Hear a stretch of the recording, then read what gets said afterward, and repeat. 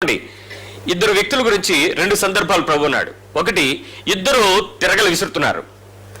ఒకళ్ళేమో ఉండిపోతాడు, ఇంకొకడు ఎత్తబడిపోతాడు. ఇద్దరేమో పడుకుని ఉన్నారు, ఒకడు మంచం మీద ఉండిపోతాడు, ఇంకొకడు ఎత్తబడతాడు. ఇద్దరు పొలంలో పనిచేస్తున్నారు, ఒకడు ఉంటాడు, ఇంకొకడు అంటే ఎవడో ఒకడు ఉంటాడు, ఒకడు వెళ్ళిపోతాడు అన్నది 10 సార్లు చెప్తున్నటువంటి అంశం. ప్రతిరోజు నువ్వే పనిలో ఇద్దరుగా ఉన్నప్పుడు వాడు ఉండిపోయి నేను వెళ్ళిపోతానా, లేకపోతే నేను ఉండిపోయాడు వెళ్ళిపోతాడా అనే భయం నీకు క్రైస్తవ జీవితంలో ఎప్పుడైనా కలిగిందా? అవకాశమే లేదు నీకు. అంటే నీ భక్తిలో నీకున్న అవసరత ఏంటంటే యేసుప్రభు దగ్గరికి వెళ్తే పాస్ గారు ప్రార్థన చేస్తారు, యేసుప్రభు దగ్గరికి వెళ్తే దీవెనలు వస్తాయి, యేసుప్రభు దగ్గరికి వెళ్తే సమస్యలు పోతాయి, యేసుప్రభు అప్పులు తీరిపోతాయి, జబ్బులు తీరిపోతాయి, పిల్లలు పుడతారు, ప్రమోషన్లు వస్తారు, ఆస్తులు వస్తాయి, ఇవి వస్తాయి, అవి వస్తాయి, అవి కావాలి, ఇవి కావాలి. ఇక్కడ దొరకపోతే చెన్నై వెళ్దాం రండి, అక్కడ కాకపోతే హైదరాబాద్ వెళ్దాం రండి, అక్కడ కాకపోతే బెల్లంపల్లి వెళ్దాం రండి, అక్కడ కాకపోతే ఇంకెవరి దగ్గరికి వెళ్దాం పదండి. నీ జీవితం అంతా ఏదో ఒక దానికి వెతుకులాటకే సరిపోతుంది తప్ప నీ విశ్వాస జీవితంలో ఉన్న ఆ సీరియస్నెస్, ఈ ఉదాసీన వైఖరి కలిగి ఉండటం నీ జీవితం ఎంత నష్టపోతుందో ఒకసారి ఆలోచించు. నిజానికి దేవునికి ఈ నిలువెచ్చని స్థితి ఎలాంటి పరిస్థితుల్లో ఉందంటే మీరు దుఃఖపడతారు చెప్తూ ఉంటే, కానీ ఆ విషయం మీరు తెలుసుకోవాల్సి. ఒక మాట చెప్తాను వినండి.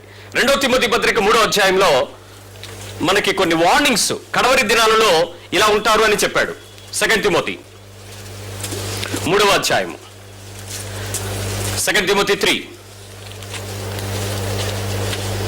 ఇక్కడ చెప్పినటువంటి విషయాలు 1 నుంచి 5 వచనాలలో మనకి ఒక చక్కటి క్వాలిఫికేషన్స్ ఉన్నాయి. ఇక్కడ అంత్య దినములలో అపాయకరమైన కాలంలో వచ్చునని తెలుసుకోండి. ఎలా అనగా మనుషులు స్వార్థప్రియులు, ధనాపేక్ష, బింకములాడటం, అహంకారులు, దూషకులు, తల్లిదండ్రులకు అవిధేయతలు, కృతజ్ఞత లేని వారు, అపవిత్రులు, అనురాగరహితులు, అతిద్వేషులు, అపవాదికులు, అజితేంద్రియులు, క్రూరులు, సజ్జనద్వేషులు, దేవుని కంటే సజ్జనద్వేషులు, ద్రోహులు, మూర్ఖులు, గర్వాంధులు, దేవుని కంటే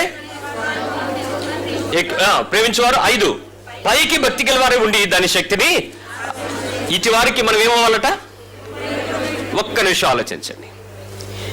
ఈ లక్షణాల్లో ఎన్నో లక్షణాలు మీ ఇంటి చుట్టుపక్కల కానీ మీ కుటుంబంలో కానీ చాలా మందికి ఈ లక్షణాలు వచ్చేస్తున్నాయి. లేవా? ఉద్యోగాలు చేస్తున్న వాళ్ళు దేశాలు దాటి ఇక్కడి నుంచి అక్కడికి, అక్కడి నుంచి అక్కడికి ఇంకా ఇంకా ఇంకా వెళ్ళిపోయి ధనాపేక్ష లేదా వాళ్ళకి? వాళ్ళ బతుకు పోషించబడటానికి కొంత సరిపోద్ది. ఇంకా ఇంకా ఎందుకు పరిగెడుతున్నారంటే నీ ఇంట్లోనే డబ్బులు ఎక్కువగా రావడానికి ప్రయత్నం చేసే ధనాపేక్ష సాలేదా? మరి పోయే కాలం దగ్గర రాలేదా? నీకు వచ్చేసింది కడవరి కాలం, అంత్యకాలం. ఇంకా అక్కడి నుంచి లెక్కేసుకుంటే ఎన్ని విషయాలు వచ్చాయో చూసి అల్టిమేట్